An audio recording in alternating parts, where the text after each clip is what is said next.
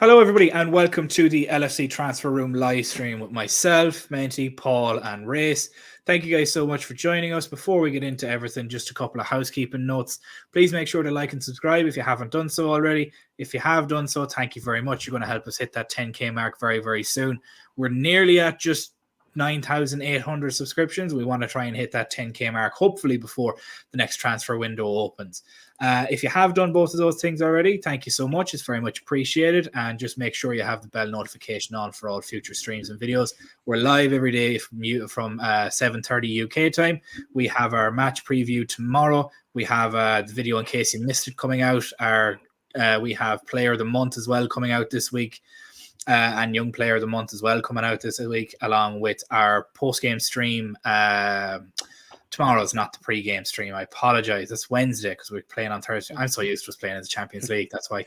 That's the way I look at it. It's a good thing to be annoyed about. But yeah, 7:30 every evening, unless we have a Europa League game during the week, which we do this week.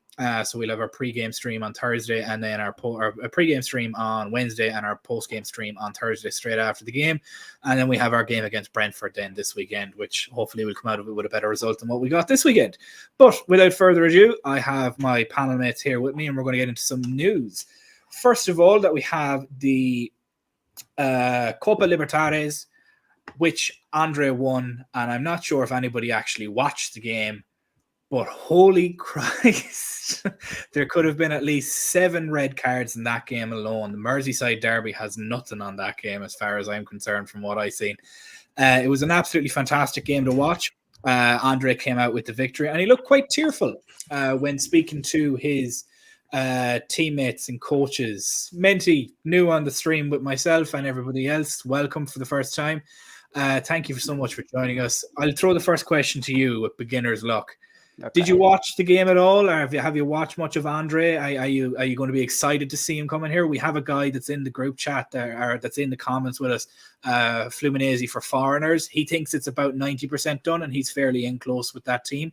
So, if you've watched it, give me a couple of your thoughts on Andre itself, as this is your first time here, and you can share a couple of your thoughts with us. Yeah. So I actually did watch the game, and he actually played the whole 120 minutes. He's basically like the engine we've been missing. So if we do need that 6, I know we did get Endo, but watching that game, I was very amazed. He had a lot of recoveries. I think he had 8. He was good offensively as well. So he had 8 passes into the final third. But yeah, no, he was an engine. I'm very excited if that goes through. It'll be a game changer for us, definitely. Yeah, I think so as well. From watching him myself, he was just very composed on the ball, and from seeing the physicality of that game and how there could have been so many red cards, Paul, his composure really impressed me, that he could deal with that, almost to the fact that you're like, okay, I can see him dealing with this sort of physicality. He can definitely deal with the Premier League even at such a young age. He looks to be quite a stocky, strongly built guy, and I think he could handle the physicality quite well, which is the fear that a lot of people would have that he couldn't. Yeah, I can't recall the last time I'm hyped as much as this for a transfer. I remember in the transfer window past, there were so many names linked with Liverpool, probably a couple dozen for the midfield. Most of us didn't get the guys that we were hoping to get, but I think we're all satisfied with what we have now, but we just need that 6. I didn't get to watch the game, unfortunately, because I was out. It's a Saturday, but I saw some highlights, and I've been following this guy, I don't know, for the last month and a half since he has been on our radar. And I think with what we have right now, the kind of guys that we have right now, I think he is the missing link. Yes, we also need a left-sided centre-back. But I would venture to say that Andre is the most important signing that we can make in the winter transfer window. So I'm really, really hoping. I've been seeing some little bits of information all over the place that there are other teams involved. I think I've seen Arsenal, Fulham, and a couple other teams. And I saw something this morning that suggests that Fluminense will be accepting just the highest bidder. But I will be really disappointed if this one falls through. Yeah, I'd be of a similar opinion. Now, Race, earlier in the year, we basically had him in the bag, but the Fluminese president and owner Andre gave his word that he would stay until the end of the season, which has turned out fantastically for them because they've basically won their Champions League, for lack of a better term.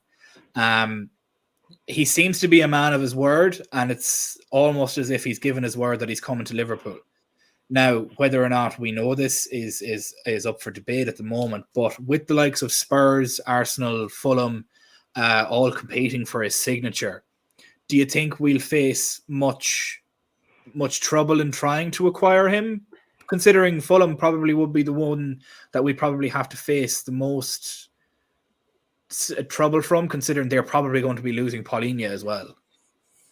Yeah, I would just caution that, like, as much as we think as this seems like a done deal, or he's basically in a Liverpool shirt, I mean, the window still has to open. The business still has to be in I mean, we all thought Bellingham was going to be a Red, but of course that isn't the case. So there is always that hint of caution when I'm always dubious on, these these so-called they're done deals. But there's definitely the breadcrumbs are spilling out, and we're seeing that there is definitely some legs to this move, and that our interest in him is genuine.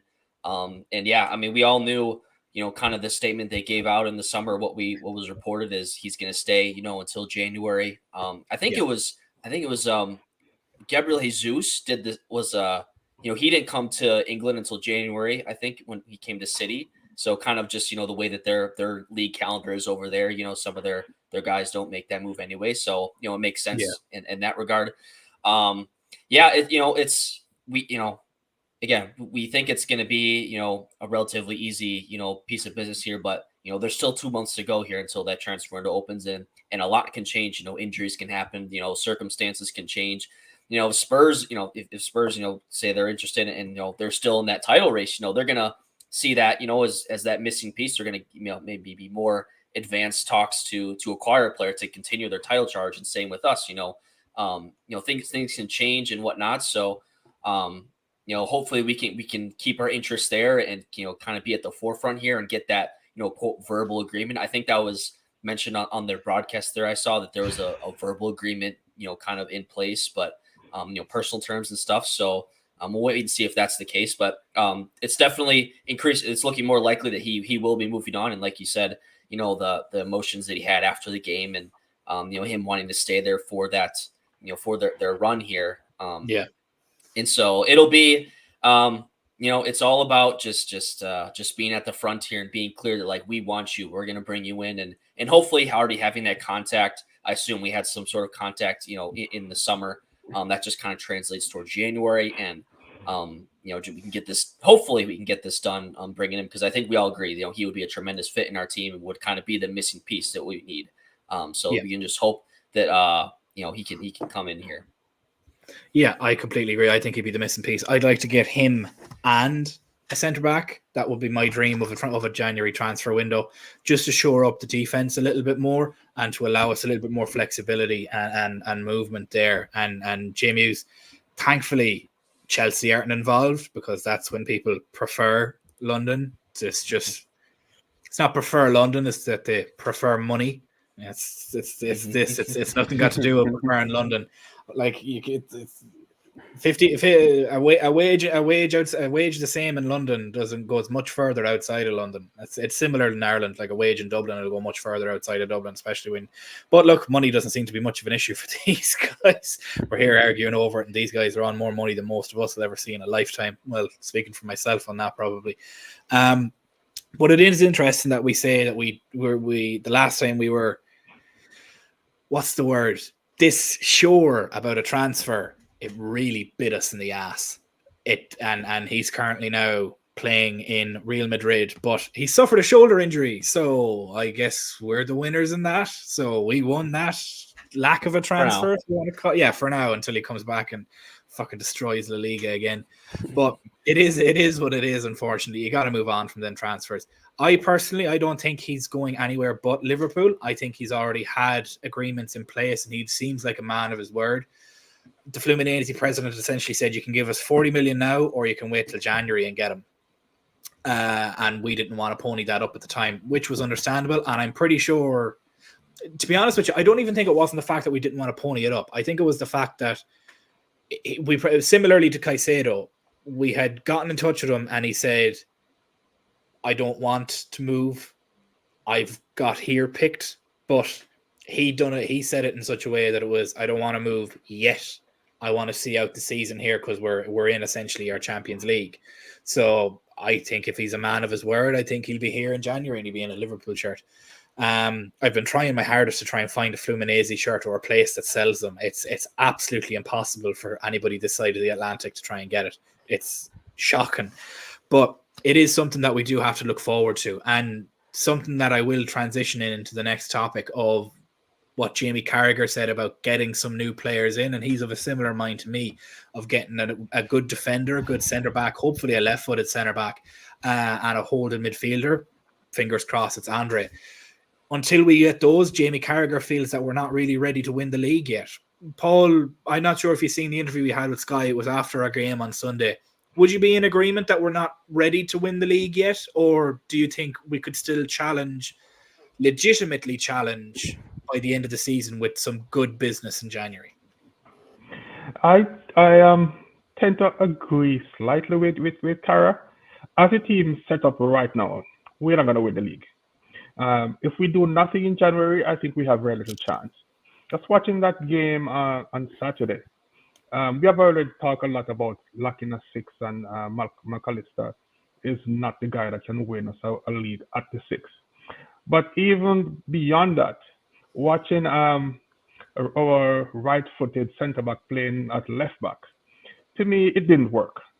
It makes the field a little bit too narrow. We don't have that width that we normally have with a left-footed left-back going down that flank where we need to. So I think that we really definitely need a 2 or 3 players if we're really going to challenge for the league next year. If you ask me right now, I think we will settle for top 4 and probably Europa League and maybe another domestic cup. But looking at that City game and looking at their bench, we're not at that level. So we are close, but we need about 3 signings before we can say, yes, we are ready to win the league. Yeah, I think we're close. I think we can challenge, but ultimately, I think we'll finish second, similarly to how it's happened a couple of seasons previous. Race, are you in much of an agreement with that? Do you think we can still challenge for a title with now this is just the Premier League title? I'm not talking about the likes of Europa League or the Cup games, because realistically right now we're probably one of the favourites to win the Carabao Cup. FA Cup draws haven't happened yet, and we're probably one of the odds-on favourites, just even purely looking at our coefficient during the draw for the Europa League too. And I hope we get to the final of the Europa League, because it's in Dublin and I can guarantee you I will be there. But do you think we're in with a chance to challenge for the title if things fall our way in January? We get a couple of signings in, some people start to develop further. Maybe Darwin starts hitting some of these chances. I definitely think we're in the mix, for sure. I think, of course, with this Andre situation, we're just trying to get by. Maybe it seems like this first part of the season, then hopefully in January, the mindset is, we're still in the title race. I mean, I imagine we still will be. And then we make that 1 or 2 key signings that gets us over the hump. Of course, we did that a couple of years ago, getting Luis Diaz in the January window. And that was part planning ahead for the departure of Mane, but also getting that extra edge, getting an extra attacker for us and really pushing us on for the second half of the season. So, I think we'll still be in the mix for sure. You just look at this, the teams up there right now. Of course, it's us and City and Arsenal, Tottenham. I think, Tottenham still have the meat of their schedule. They've had a really easy run of games so far this season. I think we'll see tonight, how they do, with Chelsea. I think that'll be a tough test for them. Of course, we have both of our, 2 games against Arsenal and City still on our schedules. So, a couple, key fixtures there. And yeah, I mean, you look around the team, I mean, it's still really hard to challenge for a league title when we're totally revamping our midfield. I mean, it's a whole new midfield and we're still playing as well as we are. I think we kind of need to keep that sometimes, in the context of things. Yes, our number 6 is, it's been McAllister, and we still need to iron that out. But by and large, it's been, it's been a it's been amazing what Klopp has done right now. Just kind of bringing these new midfielders. I mean, Gravenberg getting here so late, and he's already, in our first team midfield. He's there with Soboslai and then McAllister, of course. So, it's definitely, we got to be in the mix, of course. Got to pray for injuries and stuff like that. It doesn't happen. Of course, McAllister was already, going to be suspended for the next game, with his yellow card accumulation. So it's we're just kind of hanging on for now. I'm still encouraging. Of course, the Luton result yesterday wasn't ideal, but we're still, there's still positive signs and whatnot. And as we get towards this, end of this calendar year here, with hopefully we can wrap up, our qualification for the Europa League this week, and then we kind of put those last 2 games kind of aside and focus on the league here while the games get heavy, of course, as they do in December around the festive fixtures and stuff. So we're still going to be in it, I believe so. And just got to make those couple key signings, I would say, to really get us in the mix and challenge for the top. Yeah, I think so as well. I think it's purely just a numbers matter right now. I think we're, as it stands at the moment, just looking at the Premier League table, I'm looking at it here now in front of me. I'll give Tottenham the win today purely because I don't think Chelsea are beating them on paper, but stranger things have happened, and for the love of God, I could use some wins in my fantasy Premier League this week with Son and Pedro Porro in my team. Jesus Christ. But they'd be on 29, City be on 27, and Liverpool will be on 24. Given the start to the season that we've had after rebuilding a full midfield, it's not the worst place to be in, realistically, when you think about it, Menti. And in all things considered, 5 points off the top of the league, 3 of which they shouldn't have gotten. Realistically, I don't consider that the worst start of the league. And something that I actually want to ask you as well is, Jamie Hughes mentions it here, Soboslai seems to have finally hit a wall. I'd hit a wall too if I played every minute imaginable so far in the season. Like he shouldn't see the field on Thursday. Neither should Mo Salah. Neither should any of the starting team. At least 90% of the starting team, I think the team should be made up of all backups and some youth players come Thursday. I don't think there's any need for anybody from the starting 11 to be in that. Maybe put in the likes of a Gakpo, Jota, get some run in with the legs and just keep the legs fresh. Maybe 10 minutes at most at the end of the game just to keep the legs running and get game minutes under them. But they shouldn't be seeing the field this week. It's a joke. And partially to blame for that is the Curtis Jones red card. Otherwise, Jones could have been able to come in and support in some of them games rather than Soboslai coming in. But it is what it is. Unfortunately, you got to play with the cards that are in front of you. But Menti, the question that I have for yourself is, are you happy with how we've started this season, considering the expectations that we had going into the season? Yeah. I'm actually very happy just because the eyes aren't on us right now. Everyone's just talking about Spurs, City, Arsenal, obviously. But the thing is, where we stand, I feel like once we do get those 2 signings, left center back as well as that 6, I feel like we can start increasing the performances. Because we do get the results we want this season, but some of the performances is an indication of like whether we can win the league or not. So once we do make those signings, I don't see why we can't slowly creep up. But I don't mind the eyes not being on us at the moment while we get, our problems solved out. So I do think we're in a good position. I think so as well. I think considering the way that the league has started, considering how teams have kind of dropped some points here and there, City have dropped points to Wolves. We've dropped points to Luton. To be fair, to Paul's point earlier, I think we saved a point at Luton. I don't think we deserved a draw there at all, just purely from the performance. But we'll get into some topics on that later. Before we get into that, Jen, I want to thank you so much. Stephen and panel, loving you guys, but I need Kev. Well, funny you should say that. Make sure you're watching on Wednesday, Jen. That's all I'll say to you. That's all I'll say. Thank you so much for your £9.99. It's very much appreciated. All goes back into the channel to help us create more content for you guys, and it's what we want to do for you guys. So it's very much appreciated, Jen. As always, fun of the January transfer window. Jamie is 3 draws out of 11. Hurt Stephen. It does. I'm not going to lie to you. It does. But thankfully, Jamie, the season doesn't end after 11 days. We still have 27 more games to go in a Premier League season, and still in with a chance of winning cups, Europa League and still in with a chance of finishing at least in the top 3 of the Premier League. And I see a couple of people in the comments are figuring out what I meant when I said for Jen to come in and watch on Wednesday. But yeah, Wednesday we have a bit of a surprise for most of the regulars that are here. So we'll see everybody on Wednesday for the biggest stream of the year so far. Fuck any transfer signings. This will be the biggest one so far. But to get into some things that I wanted to note here, it's just with us not being relatively, like, we're about 95% of the way there before we can probably say we will actually properly try and challenge for the league. And a couple of things that I wanted to point out. This is an issue. And I can't think of why this is. Maybe it's the teams that just sit in a low block, but then we did it against Everton. We were just patient and waited. And Hillier makes the comment here of the weird stats regarding Liverpool and promoted teams, like teams that we should be absolutely steamrolling.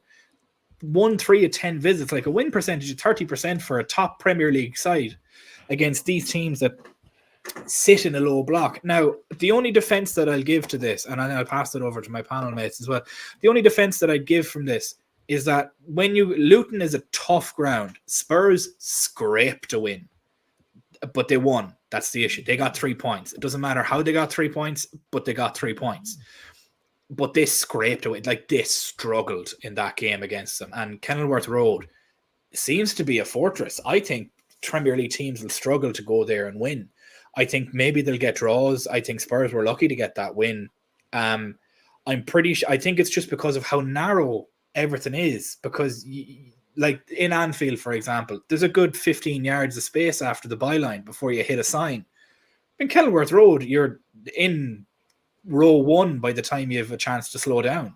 It's very compact and very tight. And these Luton players have been playing in it for years. And it's just, I'm not making excuses. It might sound like we're making excuses. It's just, it's which chats are you referring to? Because I don't want to give away the surprise, Jamie Hughes. I don't want to give away the surprise. Oh, the chants. Apologies. Yes, thankfully, Jamie Carragher called it out on commentary, and the FA and the Premier League come out and condemned it, and that they're investigating with the police as well. I mean, they're not in the Premier League 2 months, and they're spouting that shite. I'm not going to give it any more airtime than it's already gotten. I think it's absolutely shocking what happened, and the people that have been found to be doing it and the perpetrators of it should be banned for life, is the way that I look at it. But that is that. But the question that I'll pose to the panel mates is it an issue that we have breaking down teams that sit in the low block? Is it a lack of patience? Is it a lack of it's not even a lack of quality, is it a lack of strategy? What do you think, Paul? Is it something got to do with playing in a low block, or is it just it's hard to break down a team when they have 10 men sat in the box? It's impossible to get through that. Yeah, we lack patience sometimes, I think. But when you play in low block teams, the first goal is even more important. If you can get that first goal and get it early, say within the first 15, 20 minutes, you have a really good chance of walking away with a big, easy win. But the longer it stays at 0-0, and they can just sit back and hope for a set piece, hope for a counter attack, and it makes it more difficult. And then the manager gets irritated, the players start to take shots from 25, 30 yards out just because of impatience. So it's a strategy that worked against us, this low block team. I don't know. I think it's a problem that we need to work more on in the training ground, because apparently we are not. We, against the big teams, we can match them, we can hit them on a counter attack and stuff like that. But against low block team, I don't think we work as hard enough as we should, especially in training, because there are times when it seems as if the midfielders just seem to lack ideas. We have the ball, okay, what is the next pass? I don't know, so I'm going to take a shot. Then 25, 30, 35 halftime, and then they started to panic. It is a problem, and we have to work on it. And I think the manager needs a lot of blame. For a lot of us, Klopp has been the savior, and we don't think we should blame him for anything. But I think this is on coaching. Menti, are you of a similar opinion that this is down to coaching? Is this on the players? Is this on us not being clinical in the final third? Or is it a combination of everything combined? Is it just it's a calamity of errors, so to speak? I say it's 50-50, and I do agree with Paul. Say, for instance, I'm Klopp. I give you these instructions, and at that point, it's up to the midfielders, for instance, to find the weaknesses. Say a right back is too far out. There's open space, pass the ball over.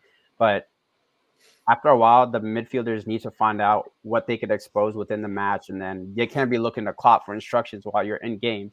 You just got to figure out what's going to work. One guy's too high up, and then you just got to attack. But it just looked like it came down to training at the end of the day. Yeah, it's a troubling one, race, really, when you think about it with promoted teams. Like, watch us now go and slap Brentford and beat Man City 2-1. Watch it happen. And it'll be on a 12:30 kickoff after an international break, and we'll come out and we'll beat the brakes off Man City. But we'll struggle to break down Luton just because they sit with 10 men outside the box.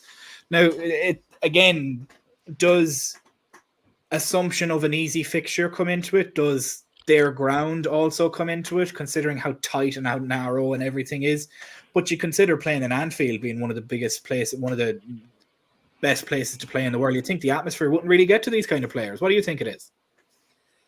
It's tough to nail down exactly, where the problem lies. And I will say, we have with this new midfield that we have, I think we're still trying to figure out maybe against these low block teams. We haven't really had the midfield in the past to really break down these low blocks well. Of course, we've done it sometimes, but most of the time it's very challenging. So maybe this new midfield just kind of needs to see this low block more, and then just kind of get some more experience against it. Maybe something like that. I will say I was impressed with Gravenberch yesterday. I thought he did pretty well. To make some really nice moves in the box, and he gets some touches, some passes off. I mean, he's such a big player, such a long, athletic guy. So I mean, he was able to get his foot in, in some places and do some things. And like Paul said, getting that first goal is so crucial. That just relieves the tension.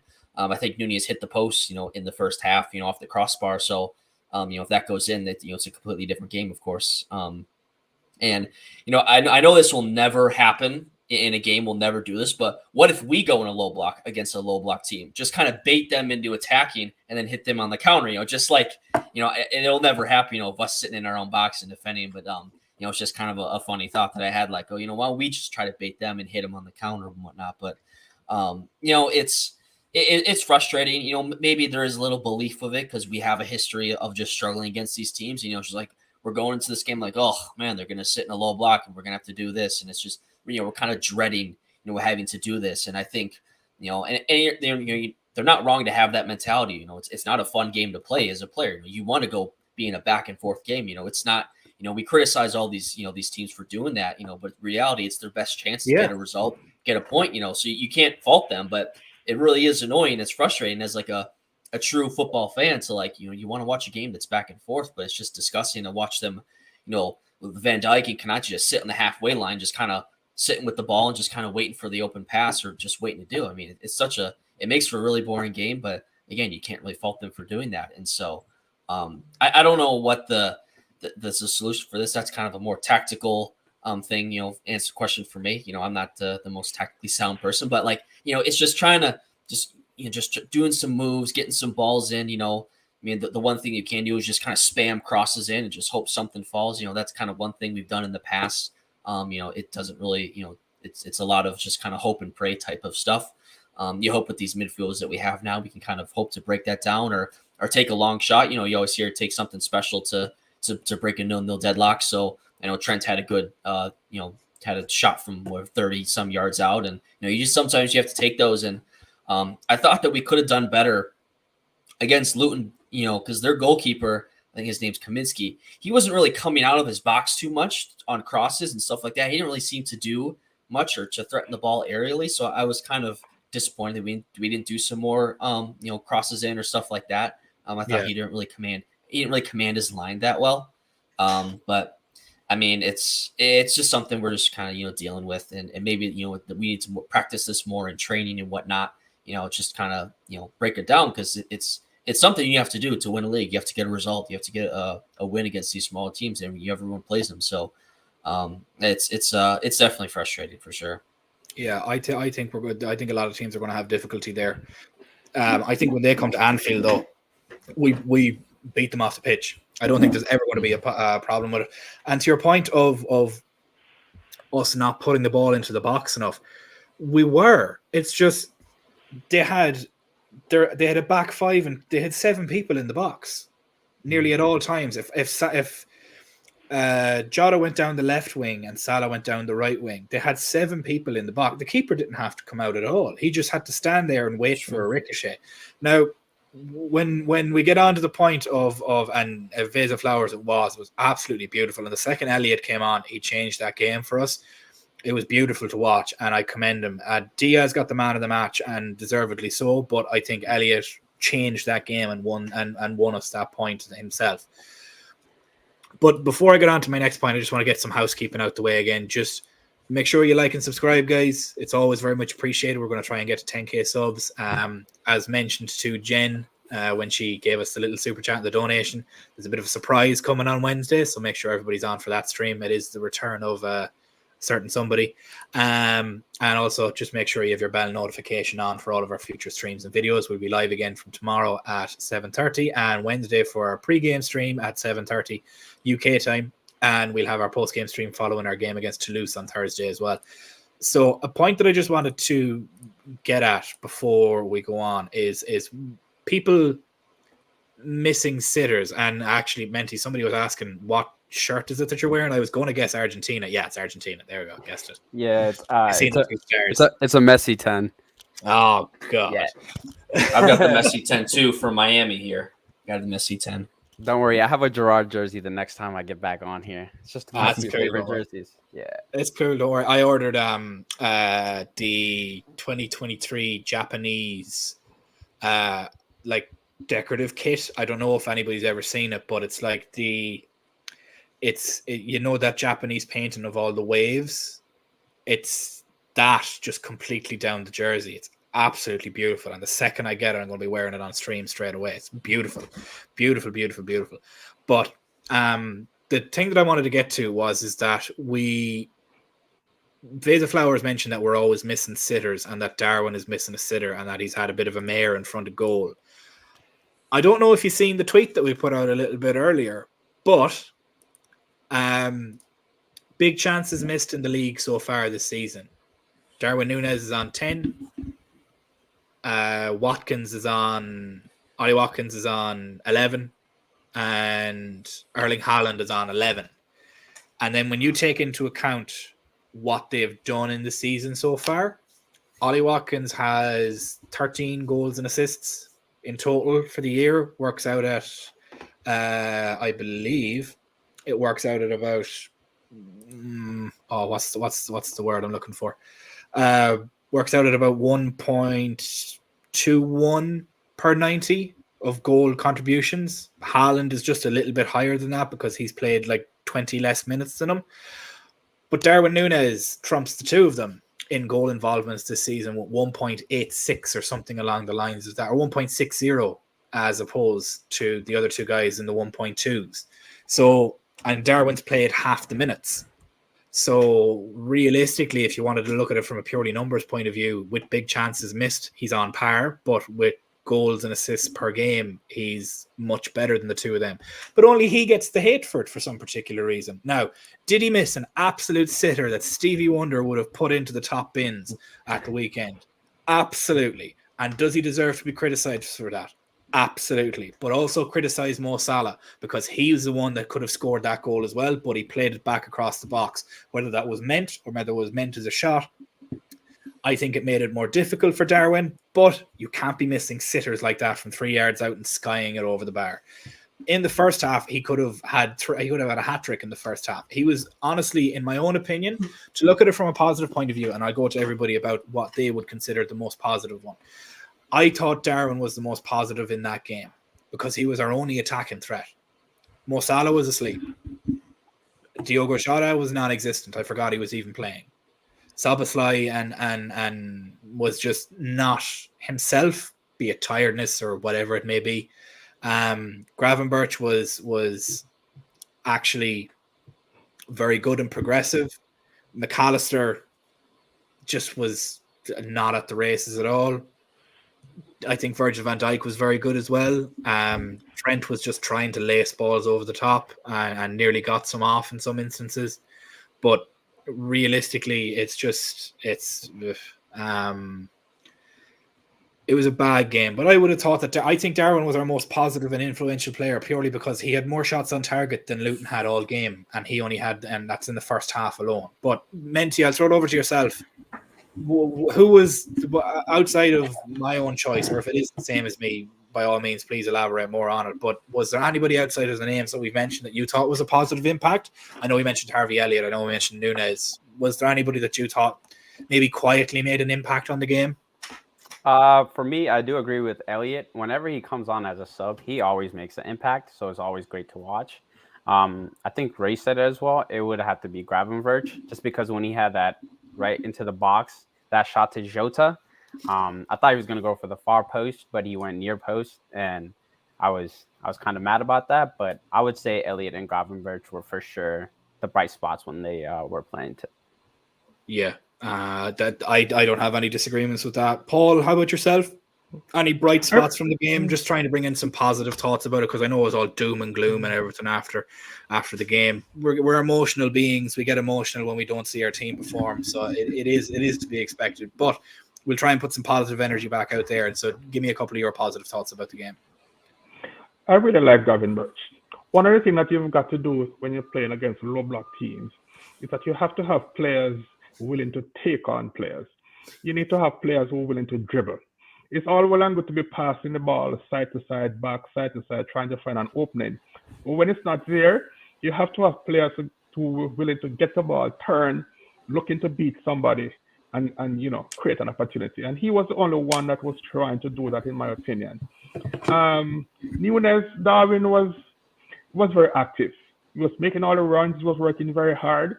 And the fact that we have three strikers and he's the one that the chances is falling to suggests that he's the one that's running. I'm not sure if Jota was in the game because I didn't see him, as you rightly said. Right. So you have to lift your hat to both Gravenberch and Darwin Nunez. They should pass a rule that Jota and Elliott should never start because they look so much better coming off the bench. But other than that, Szoboszlai had an off day. I guess we can forgive him for that. He was playing too much football. The backline did what they had to do. But I was kind of disappointed with McAllister. I don't think he offered much. I didn't see Jota at all during the game. And this is one of the worst games I've seen Salah played in a long while. So the two standout guys were definitely Birch and Nunez. I'm not going to kill him for missing those shots. Yes, we needed a goal and he should have scored one or two of them. But that's how football is. And he's always there in the position to try and score. So, yeah, I think the next game, don't be surprised if Darwin scored 2 or 3 with 1 or 2 screamers. That's just how the game is, Yeah, I agree with you. I think that it'll be hilarious that Darwin does score. And hey, you're absolutely joking me. There's no way they're 1-0 up already. The game started 10 minutes ago. Yep, 1-0. Yeah. Fuck off. Who assisted? Give me Pedro Porro or Son. Please tell me one of them assisted. No. None of them. Sar. It was Sar. Of course it was. Yeah. Oh, God. Oh, well, Pedro Porro's on the bonus point system so far, so maybe I'll get something out of him for that. If they keep a clean sheet and Son gets a goal or an assist, I'll be happy with that. That'll save my fantasy week this week. So otherwise, it's been absolutely fucking abysmal. 5th minute. Oh, It was a deflection. I don't care. It doesn't make it any better. I hate it. Oh, fucking Spurs. I'll tell you this much. Spurs at the top of the league is like an elephant on top of a tree. Nobody knows how it got there, but they'll fucking fall eventually. That's just the way that I look at it. It is. I just found that a very interesting statistic, just with the missed chances and everything. I didn't get to yourself, Race, in relation to some positives, so I'll ask you now. Some positives into the Luton game. I know you mentioned Elliott. I know you mentioned Gravenberch, and we've mentioned Núñez as well. Is there anybody else, or would you be on a similar consensus as Menti and Paul? I guess maybe not on specifically this game, but Van Dijk just kind of looking like his normal self again. Yeah. And, we say as calm as you like, and that's really what I think about him. And the goal, that's just a counter attack goal. Nothing really you can do there. Nothing his fault. So I just think he's been been getting back to his best. I think him and Konate clearly are our top center back pairing. Just looking strong at the back. Not in this game, there just wasn't much to do. To be granted, we didn't really surrender any chances to Luton other than the counterattack goal that they scored. So not that they posed much of a threat to begin with, but it's when we get these results, these draws or losses, we're always trying to find some sort of positives and whatnot, and there's certainly some to be around. Again with Elliots, coming off the bench, and providing a spark. That's a really nice role that he's found himself. After we kind of wonder what kind of role he can play with this team, because positionally, he's kind of in between a winger and a midfielder, because he's not really quick enough to be a winger, not really the physicality to be a midfielder. But when you bring him on, fresh legs against a tired team, he's going to make an impact. And then Jota as well. Of course, we've been starting Jota just because the situation with Diaz and him being unavailable. So I think Jota will go back to his reserve role and starting maybe Europa League games and stuff like that, and coming off the bench and making an impact. Because of course we know Jota can do nothing for an entire game and then just kind of luck himself into a goal, being the class poacher that he can be. So I think we saw in this game, you can't really rely upon him much to create chances. You wanted to be on the end of chances, and so this really wasn't, we didn't want to start him in this game, but we had to. That's just the nature of what it was. So I think we pretty much covered all the positives then from that game. Yeah, there wasn't many to pick from, but I did think that we needed to talk about some positives, because it was very doom and gloom, especially across all social media and everything. And Darwin Núñez was getting an awful lot of hate because he just missed a sitter, but like nobody mentioned Salah missing it as well. And it's just it's two things can be true at once. It's just it is what it is. Anybody that thought we were going to go every game this season undefeated is a little bit silly. I don't know why anybody would have thought that to begin with. And going into the league with our expectations following a fully rebuilt midfield, not even fully rebuilt, it still needs a 6. So it's not even fully rebuilt yet. And we're performing at a level that we're only going to be 5 points off the top of the league, barring any Chelsea shenanigans. It could even be that we're only 3 points off the top of the league. So, or 4 points off. What would it be? It'd be 4 or 3. It'd be something like that. 1 second, I'm going to look at the table here now, the live table. If the Spurs should be up on 29 as it is at the moment with the live one. Yeah, so if they drop to, we would have been 3 points off the top of the league and third, with Spurs and City on 27 each and us and Arsenal on 24 each. So realistically, it's very early days. And I think we need to maybe pump the brakes on the panic and just breathe, because there's been a lot of things that have been said over the past couple of 24 hours, 48 hours. But yeah, it's a shit one to take, but we have to take it nonetheless. Me being a 49ers fan, I've had to take some shit these past couple of weeks, but thankfully I didn't get to watch them lose this week because we were on a bye week. So I got to watch all of the NFC West and the Cowboys lose. So I was a very happy boy. Now that we're back in first place in the NFC East, that's all I care about. Go and absolutely throttle the Jaguars now this week. I'll be happy with that. Brock Purdy was back on the farm working away on his bye week. He'll be back. I've no worries about it. I'm back to talking shit again. I can't wait for next week. Menti, if you weren't here before, Paul is a Packers fan. Race, I can't. 2-0. Oh crap. Paul is a Packers fan. Race, you're. I'm a Bears fan. Paul's a Packers fan? Yeah, Paul's a Packers fan. Oh yeah. Oh man. He said, baby. We won Sunday. Paul, I'm from Green Bay too. Really? And a Bears fan? Yeah, my family's from that area, so I'm not a Packers fan. What about you? Packers Bears is like Everton Liverpool. One way street. Yeah. What Oh about yeah, you, Minty? definitely. Unfortunately, I mean, we're now the Commanders, but I'm a Redskin. Okay. I don't brag. I know what I'm gonna get each season. I just stay quiet until I can talk trash. So Jamie was asking his race of cheesehead. Hell no. Hell no. Get that out of here. It's beautiful. But yeah, I get to watch my 49ers absolutely throttle the Jaguars this weekend. It's coming. It's going to be great. I'm back to talking shit again. Prior to this week, I was having a couple of bad weeks, Menti. I'm sure you know. What spurred his last 3 games? How much has he won? He's won none of his last 3 games. I have no problem with it. We played terribly. I have no problem. It's the same as Liverpool played terribly at the weekend. But you know what? We believe. It's our best start to the season in the past couple of years. I'm not worried about it. NFC Championships nearly every year. We're spoiled. I'm not going to throw my toys out of the pram just yet. But just to move on, talk about actual football.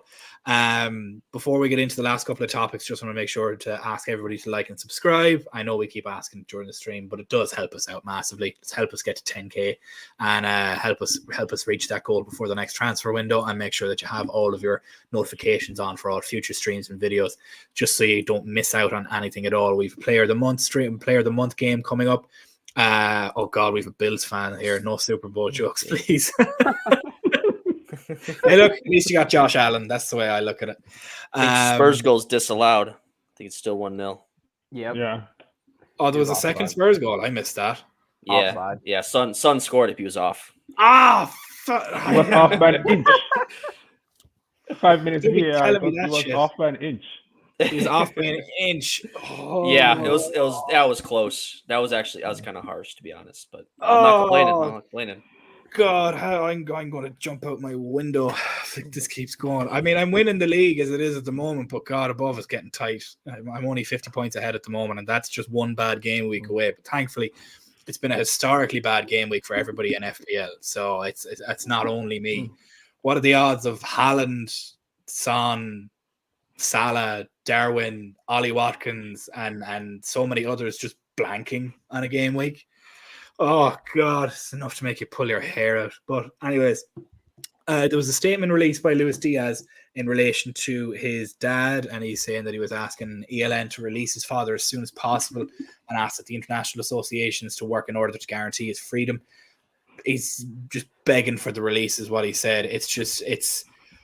I think something needs to be said and commended for how somebody who has their dad in such a precarious position and doesn't know how their well-being of their father is able to come to their work essentially and perform like he did and score the goal. It was almost storybook. It was beautiful to watch, and just you could see how much it meant to him. And I thought it was a bit of a joke that the FA were even going to consider fining him, but it really speaks to the mentality of the team. And another positive thing to take from Menti, I'll throw this one to yourself first. A positive thing to take about it is it was a fantastic display from Diaz and how the team all rallied around him immediately after that goal and him lifting his shirt up. It gives me hope for the rest of the season that this team is in it together, for whether they're in the shit or they're in the good. One way or the other, they win together, they lose together. That's the way this team seems to look like. Do you think it's the same? Yeah, no, I agree with you. The fact that he played is unbelievable. So, that's very huge. That's having your father kidnapped is crazy. So, I can't, feel what he's going through. We can't understand what he's going through. But the fact that he was comfortable enough, soccer is the thing he loves the most in the world. So the fact that he felt comfortable to come train with the people on the team, I felt like that's a good team bonding experience, I guess you could say. Their connection got to be pretty big for him to come there. They're all there for him. They're supportive. That South American connection that we got. So it's really good to see. So I feel like this is just going to help us towards the end of the season. All we could do is just pray that he gets his father back. And then we could get back to that title race if we're in it. Yeah, it speaks an awful lot to the character of everybody, Race, of just how tightly knit this team is when you compare it to other teams like United that have leaks all the time and players that are just unhappy and playing in their team, even though they're getting hundreds of thousands of pounds a week. And you have guys like Luis Diaz who's only on, I say only on 50 grand a week. And he's just putting his heart and soul onto the badge. And it seems like everybody that puts on this Liverpool jersey this season and this season especially just seems to bleed for the badge and will run themselves into the ground for the badge. And it's both wholesome and heartwarming to watch, but it's also very encouraging. What do you think? Yeah, and these are obviously different circumstances, but you think back to the Tottenham game where, we go down to 9 men and almost hold on for a point, but end up losing it on that, unfortunate own goal. And now this time with Luis Diaz and rallying around him, I remember after that Spurs game, the message out of that game was like, they were just so proud of everyone giving it their all on that field because everyone felt that they were so wronged in that result with the 2 red cards and then the goal clearly counting. Of course, we found after the fact, but in the moment, obviously a very frustrating thing. We felt so wronged in that game, and everyone just kind of came together. And even you've seen some comments on social media on posts and stuff like the players being upset and whatnot. And now you see with this again with Diaz and obviously the tragedy. What's going on with him right now. There's certainly a close knit group, and obviously we can. From afar observe and talk about what we see, and we'll never know how true they are together. But it really does feel like this group is so close together. They really are, rejuvenated this season by the midfield we go on. It all stems from the play we see on the field. We're more energetic on the field. You bring in these new players, and there's just such a greater sense around the team that we've got a really great group of guys here, and it's been so strong for years. And that all starts at the top with Klopp. That's the culture that he set, at this with this team. He's such a passionate manager, such a caring manager. We talk about always, the Klopp hugs. He genuinely loves all these players and stuff. So, and that's just kind of portrays throughout the club, the players, the supporters, everyone. I mean, it's such a highly regarded club. It's just such a great thing to see, when your club is such a close group together, like you said, other clubs like Man United and other stuff, like they just seem like it's just such a ruckus locker room and whatnot. And ours is just so strong. And it makes you so proud to be a fan. And, I'm sorry, I'm watching the game. Chelsea just scored. I'm just a few minutes behind. You fucking ruined it for me. There goes my clean sheet. My bad. But anyway, well, hey, this is what you're doing, a title race. You're watching other games, So it's such a warm feeling, it brings when you watch it as a team. I mean, right after the game in Luton, it wasn't about the draw or the performance. It was about Diaz and him scoring that goal to tie, and about what he's been through, and Luis, himself releasing a statement and whatnot, and of course, showing the his shirt, underneath. I mean, that's what this club is all about.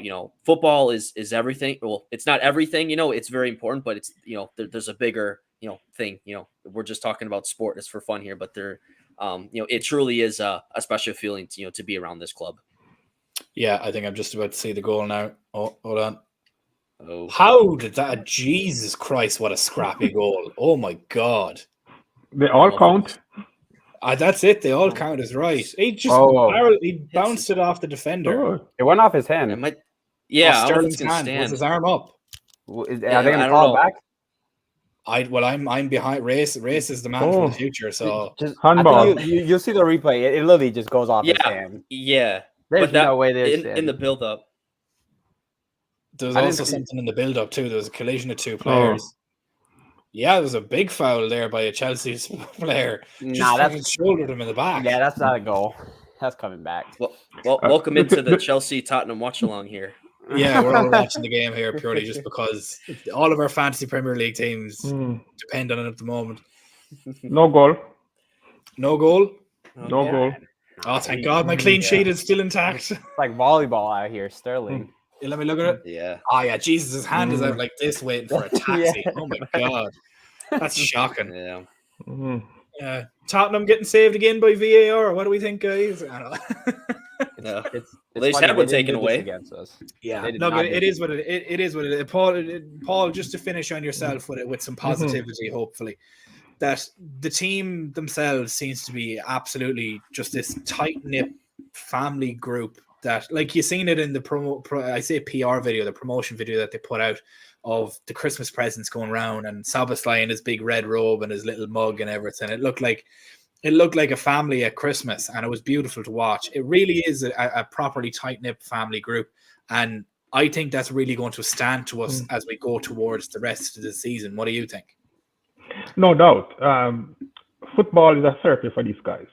We all know that they're highly paid, but it seems that these guys are more motivated than just money. There's a family thing playing for Liverpool. It starts with the manager, well, from the fans, I would say. Even Salah was about to leave to Saudi, but I'm pretty sure when you think about the Mo Salah song, and 50,000 people chanting his name at Anfield, those kind of stuff matters for these guys. And you could see with Diaz, he wanted to be with his teammates. I'm pretty sure that Klopp would have allowed him to stay away if that's what he wanted. But he really wanted to be with his teammates because football is therapy for these guys. They love their job, they love their teammates, they love the manager, they love their fans. So all we can do is support them. We are helpless as relates to his father, but of course, we can just wish and hope for the best. And somehow I think it will work out.